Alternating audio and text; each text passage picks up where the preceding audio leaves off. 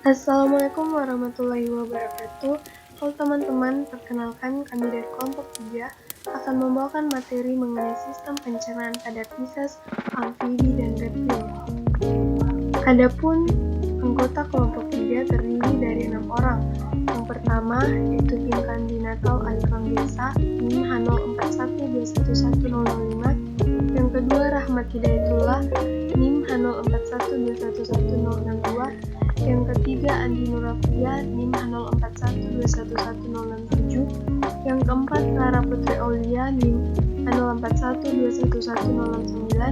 Yang kelima Andi Kire Ananda Regita Ramli NIM H04121170. Dan yang terakhir Nurul Indah NIM H04121171. Sekarang mari disimak pemaparan materi dari kelompok kami. Selamat menonton. Pencernaan adalah sebuah proses penyederhanaan makanan dengan melalui mekanisme fisik dan kimiawi hingga menjadi bahan makanan yang mudah diserap dan disebarkan secara menyeluruh di dalam tubuh melalui sistem peredaran darah. Selanjutnya, saya akan memaparkan penjelasan mengenai sistem pencernaan pada Pisces. Pisces merupakan hewan akuatik yang berdarah dingin atau biasa disebut poikiloter dan bernafas dengan insang. Menurut ahli taksonomi, ikan adalah binatang bertulang belakang atau vertebrata yang bersirip, bernafas dengan insang, dan hidup di air. Definisi ini digunakan untuk mempermudah dalam membuat klasifikasi atau membedakan antara ikan dengan kelompok organisme lainnya. Ikan dapat ditemukan di air tawar seperti sungai dan danau. Dapat juga ditemukan pada air asin seperti laut dan samudra. Ikan binatang yang berdarah dingin, artinya suhu tubuhnya berubah-ubah sesuai dengan suhu air tempat hidupnya. Terdapat beberapa organ yang berperan dalam proses pencernaan makanan pada ikan. Organ pencernaan ikan terbagi atas dua sesuai dengan fungsinya, yakni saluran pencernaan atau biasa disebut traktus digestivus dan kelenjar pencernaan atau glandula digestori. Saluran pencernaan merupakan organ-organ yang bekerja secara langsung dalam proses pencernaan serta penyerapan makanan, sementara kelenjar pencernaan merupakan organ-organ yang berperan dalam memproduksi cairan digestif yang digunakan dalam hati dan pankreas.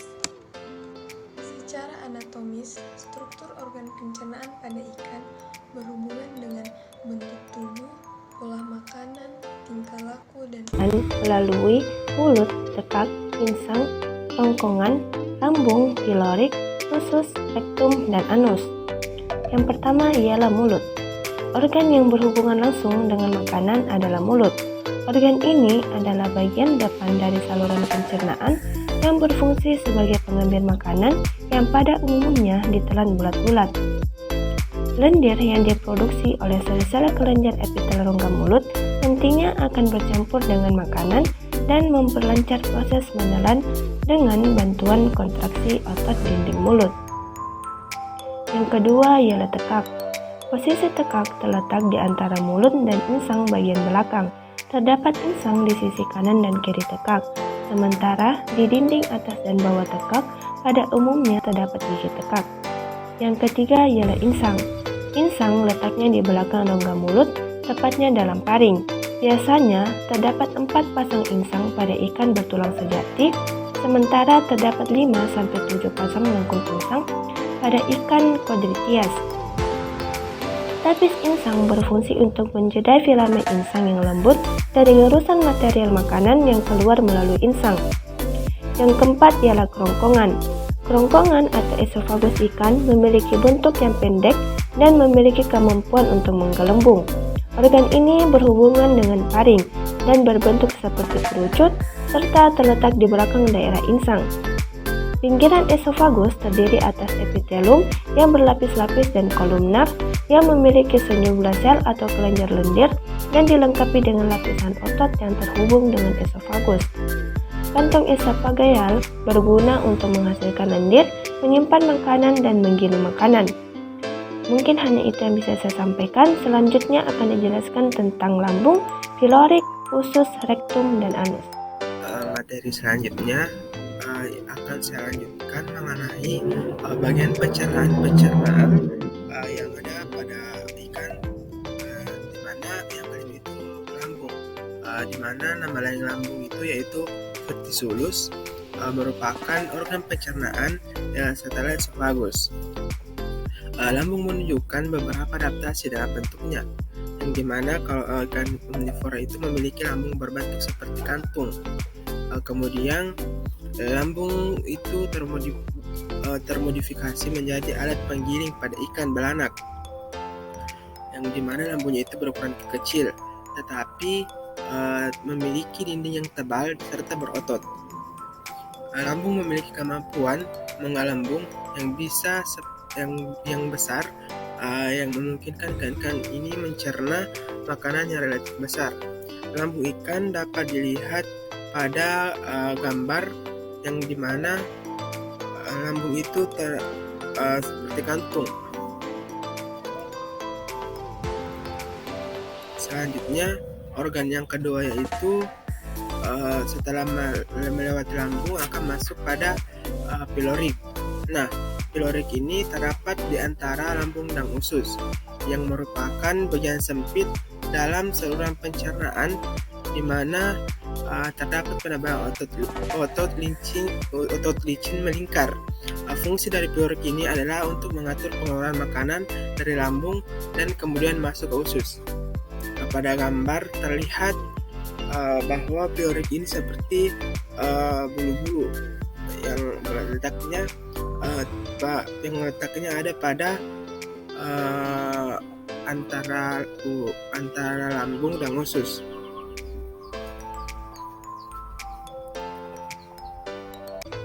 Organ yang ketujuh yaitu usus. Nah, usus ini berada di antara pilorik dan rektum. Setelah melalui pilorik, makanan akan masuk ke dalam usus. Lapisan penyusun dari usus itu terdiri atas mukosa, submukosa, muskulus, dan serosa. Fungsi usus selain sebagai organ pencerna juga menjadi organ penyerap makanan. Usus adalah bagian dari saluran pencernaan yang meliputi pilorus sampai kloaka atau anus, di mana usus terikat atau difixer pada mesentrum, yang merupakan seperti alat penggantung, yaitu derivat dari pembungkus rongga perut atau peritoneum. Bentuk usus sangat beragam, biasanya berbentuk menyerupai pipa panjang seperti pada gambar di bawah, pipa panjang yang berkelok-kelok dan sangat besar, dan berakhir kemudian bermuara keluar sebagai lubang anus. Sistem pencernaan terakhir yaitu rektum dan anus. Di belakang usus terdapat segmen rektum yang posisinya berada di antara anus dan katup rektum atau rectal valve. Katup rektum adalah bagian sempit pada saluran pencernaan yang diakibatkan penambahan otot licin melingkar untuk mengatur pengeluaran makanan yang tidak tercerna dari bagian usus hingga ke bagian rektum. Rektum sendiri memiliki struktur histologis yang menyerupai usus, akan tetapi memiliki banyak sel mucus pada lapisan mukosanya, dan lapisan otot yang berada di bagian belakang dekat anus terdiri atas otot bergaris. Rektum sendiri memiliki fungsi utama sebagai penyerap air dan mineral, serta memproduksi lendir guna mempermudah pengeluaran makanan tak tercerna. Organ terakhir dari struktur saluran pencernaan adalah anus, yang memiliki fungsi untuk mengeluarkan tinja. Letaknya ada pada bagian depan sirip anal dan di belakang sirip lateral. Baik, adapun saluran pencernaan atau traktus digestivus Bagian atas cavum oris atau rongga mulut, ventriculus atau lambung, adapun usus halus, usus besar, dan kloaka. Makanan pertama kali dicerna di dalam mulut, di mana di mulut pencernaan dilakukan secara mekanik. Kemudian di mulut terdapat lidah, gigi, dan saliva yang akan membantu pencernaan mekanik tersebut. Kemudian makanan yang telah dicerna pada mulut akan masuk ke lambung melalui kerongkongan, di mana kerongkongan pada amfibi itu hanya berfungsi sebagai penghantar makanan karena kerongkongannya itu pendek dan tidak terjadi adanya dorongan atau yang biasa disebut peristaltik. Kemudian di lambung dilakukan pencernaan secara kimiawi dan mekanik, di mana lambung pada amfibi bersifat asam, terus terbagi menjadi kardiak dan pilaris. Makanan yang telah dicerna secara kimiawi dan mekanik pada lambung, maka makanan tersebut akan masuk lagi ke dalam usus halus yang terbagi menjadi duodenum, jejunum, dan ileum, di mana makanan pertama kali masuk ke duodenum atau usus 12 jari. Di sini makanan akan dibantu dicerna oleh enzim yang dihasilkan oleh pankreas dan gerak mempadu yang dihasilkan oleh hati. Kemudian makanan tersebut masuk lagi melalui jejunum, di mana makanan hanya dilalui saja karena berupa usus kosong. Kemudian yang terakhir yaitu usus penyerapan atau ileum, di mana makanan itu diserap sari-sari makanannya dan nutrisinya. Selanjutnya, makanan yang telah dicerna di dalam usus akan masuk ke dalam usus besar. Di sini terjadi pembusukan, yang dimana akan masuk ke ampas, di mana ampas ini akan dikeluarkan kloaka yang disebut dengan feses. Adapun kloaka adalah saluran pembuangan, reproduksi, dan ekskresi. Sekian, saya kembalikan ke Clara Putri Auliah untuk melanjutkan materi. Terima kasih. Baik, jadi di sini saya akan melanjutkan pemaparan materi dari teman saya terkait sistem pencernaan pada amfibi. Di mana telah diketahui bahwa sistem pencernaan pada amfibi itu terbagi menjadi dua bagian. Yang pertama ada traktus digestivus, yang kedua ada glandula digestoria. Jadi di sini saya akan membahas mengenai glandula digestoria atau kelenjar pencernaan. Glandula digestoria itu terdiri dari dua organ, yaitu hepar dan pankreas. Yang pertama ada hepar, atau biasa kita sebut dengan istilah hati, di mana hepar ini berwarna merah kecoklatan dan mengeluarkan cairan empedu berwarna kehijauan. Hepar pada amfibi mempunyai dua lobus, yaitu lobus sinister dan lobus dexter. Pada hepar ini menghasilkan empedu, di mana empedu ini akan terus dihasilkan yang selanjutnya akan ditimbun di suatu kantong empedu atau disebut vesika velea. Melalui ductus choledochus, empedu dicurahkan ke duodenum. Yang kedua ada pankreas, di mana pankreas ini berwarna kekuningan, melekat di antara lambung dan duodenum atau usus 12 jari. Organ ini menghasilkan enzim dan hormon yang bermuara pada duodenum atau usus 12 jari. Kelenjar ini mempunyai dua fungsi, yaitu sebagai kelenjar eksokrin dan sebagai kelenjar endokrin. Yang pertama, pada kelenjar eksokrin ini berfungsi sebagai penghasil enzim-enzim pencernaan makanan yang dikeluarkan melalui ductus pancreaticus ke dalam duodenum atau usus 12 jari. Jadi setelah memaparkan terkait sistem pencernaan pada amfibi, di mana tadi ada traktus digestivus, kemudian yang kedua ada glandula digestoria. Jadi saya di sini akan memperlihatkan struktur anatomi dari sistem pencernaan pada amfibi, yang dimana yang pertama ada bagian mulut.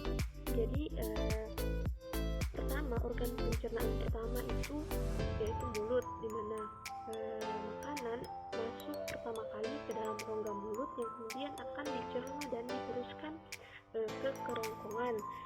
Setelah itu diteruskan ke hati atau hepar, kemudian ada kantong empedu, selanjutnya ada pankreas, dan di bawahnya itu ada lambung, kemudian ada usus 12 jari, usus halus, usus kosong atau ileum, usus besar, kemudian ada kloaka, di mana kloaka ini merupakan bagian akhir dari sistem pencernaan pada amfibi. Sistem pencernaan reptil. Sistem pencernaan reptil lengkap meliputi saluran pencernaan dan kelenjar pencernaan. Reptil umumnya karnivora atau pemakan daging. Sistem pencernaan pada reptil dimulai dari rongga mulut. Bagian rongga mulut disokong oleh rahang atas dan bawah. Pada rongga mulut juga terdapat lidah yang melekat pada tulang lidah dengan ujung yang bercabang dua. Semua reptil memiliki gigi kecuali pada ordo Testudinata. Pada saat juvenil, reptil memiliki gigi telur yang merobek cangkang telur untuk menetas, yang kemudian gigi telur tersebut akan tanggal dengan sendirinya hingga dewasa. Dari mulut, makanan akan diteruskan ke esofagus atau kerongkongan. Esofagus reptil berbentuk kerucut dan pendek. Di sini, makanan dibawa ke lambung secara peristaltik. Selanjutnya, ventriculus atau lambung. Lambung pada reptil berbentuk kantung yang jika terisi makanan akan melebar. Dari lambung, makanan yang telah diproses akan dibawa ke intestinum yang merupakan gabungan dari usus-usus.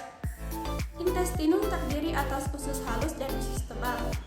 Di dalam intestinum, makanan dicerna secara kimiawi dan terjadi proses penyerapan sari-sari makanan. Sisa makanan akan dikeluarkan melalui kloaka. Kloaka adalah muara bersama antara saluran pencernaan makanan, saluran reproduksi, dan urin. Selanjutnya, kelenjar pencernaan pada reptil.